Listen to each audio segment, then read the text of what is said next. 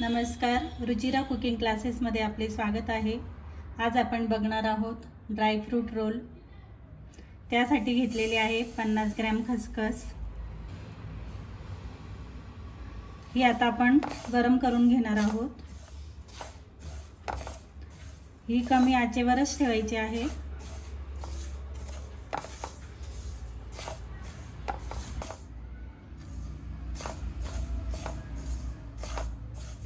ही आपल्याला इथे खमंग भाजून घ्यायची आहे। इथे तुम्ही बघू शकता खसखसचा कलर बदललेला आहे।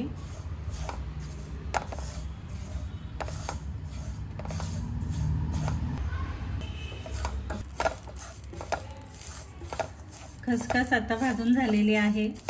खसखसीचा भाजताना असा तडतड आवाज यायला लागला की समजायची ही भाजून झालेली आहे। आता आपण ही एका प्लेटमध्ये काढून घेऊ। त्यानंतर इथे घेतलेले आहे 25 ग्रॅम पिस्ता, 50 ग्रॅम काजू आणि 50 ग्रॅम बदाम। असं मी टोटल 1 कप घेतलेला आहे। कमी जास्त प्रमाण तुम्ही करू शकता, पण टोटल 1 कप घ्यायचे आहे।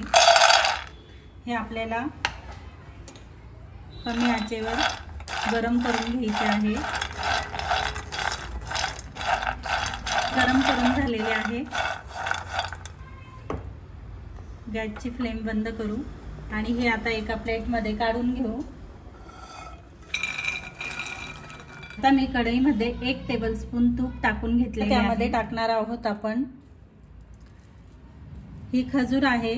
ही 250 ग्रॅम घेतलेली आहे आणि ही मिक्सरमध्ये बारीक करून घेतलेली आहे। ती पॅन मध्ये टाकून घेऊ आणि त्यामध्येच 250 ग्रॅम अंजीर आहे, ते पण मी मिक्सरमध्ये बारीक करून घेतलेले आहे। ते पण कढईमध्ये टाकून घेऊ।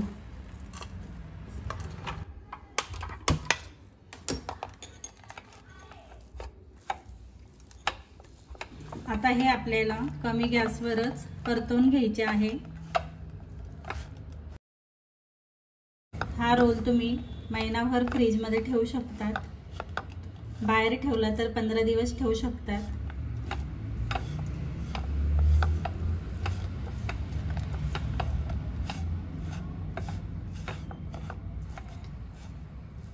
थंडीसाठी उपयुक्त अशी ही रेसिपी आहे।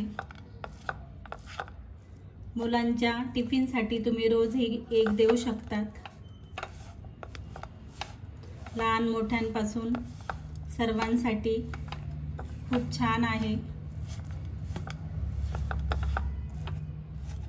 अगदी वयस्कर आजी आजोबांसाठी सुद्धा। आपण मिक्सरवर बारीक करून घेऊ। हे बारीक केलेलंही चालेल आणि जाडसर ठेवलेलंही चालेल। मी मिक्सरवर हे असे आता बारीक करून घेतलेले आहे। आता यामध्ये हे बारीक केलेले काजू बदाम आपण यामध्ये टाकून घेणार आहोत। हे सर्व मिक्स करून घ्यायचे आहे।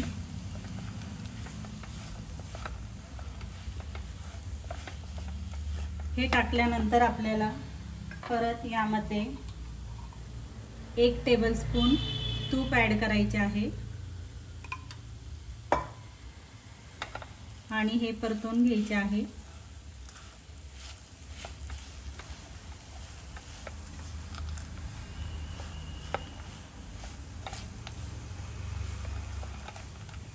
यामध्येच आपल्याला आता अर्धा टीस्पून वेलची पावडर टाकायची आहे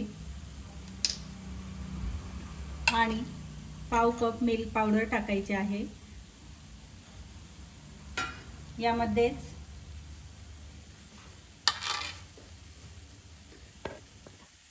2 टेबलस्पून खसखस टाकायचे आहे आणि सर्व व्यवस्थित मिक्स करून घ्यायचे आहे। यामध्येच आपल्याला पाव कप खोबरा किस टाकायचा आहे। यामध्ये तुम्ही डेसिकेटेड पण वापरू शकतात, पण मी इथे खोबरं किसून किस टाकलेला आहे। हे एकदम व्यवस्थित असं गोळा तयार करून घ्यायचा याचा। हे आता जरी कोरडं वाटत असलं तरी हे परतवून घ्यायचं आणि थोडं कोमट झालं की नंतर आपल्याला ते हाताने मिक्स करून घ्यायचं आहे। आता आपण हे सर्व एका परातीत काढून घेणार आहोत। आता मी हाताला इथे थोडेसे तूप लावून घेतलेले आहे आणि हे कोमट झाल्यानंतर आपल्याला याचा असा गोळा करून घ्यायचा आहे।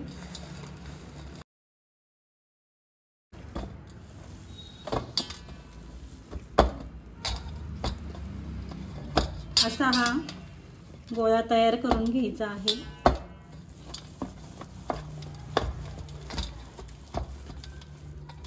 आता आपण तो एका प्लास्टिक पेपरवर किंवा सिलिकॉन मॅटवर घेऊन त्याचा रोल करायचा आहे।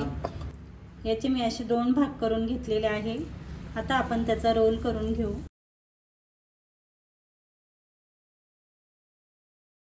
आता यावर आपण बदाम फ्लेक्स टाकून घेणार आहोत।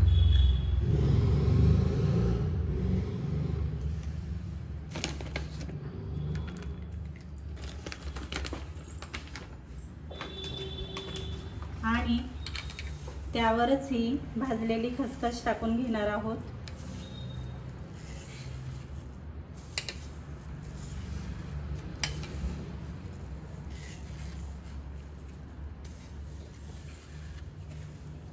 आता आपण हे रोल यावर असे रोल करून घेणार आहोत।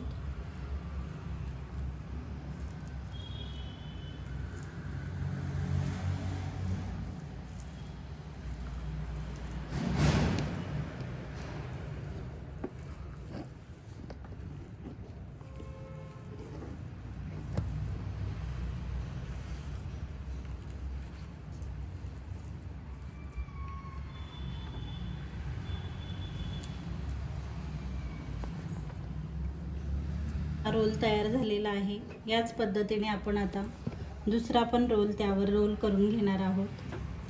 हे रोल जर फ्रीज मध्ये ठेवायचे असेल तर 2 तासासाठी सेट करायला ठेवायचे आहे आणि फ्रीजच्या बाहेर ठेवणार असाल तर 4 ते 5 तासांसाठी बाहेर ठेवा, म्हणजे रोल कट करताना व्यवस्थित कट होतील। रोल मी फ्रीज मध्ये 1 तासासाठी सेट करायला ठेवला होता। रोल व्यवस्थित सेट झालेला आहे। आता आपण तो कट करून घेऊ।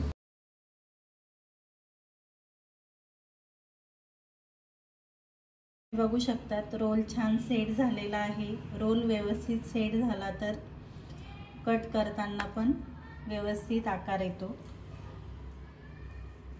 आता आपण राहिलेले रोल कट करून घेऊ।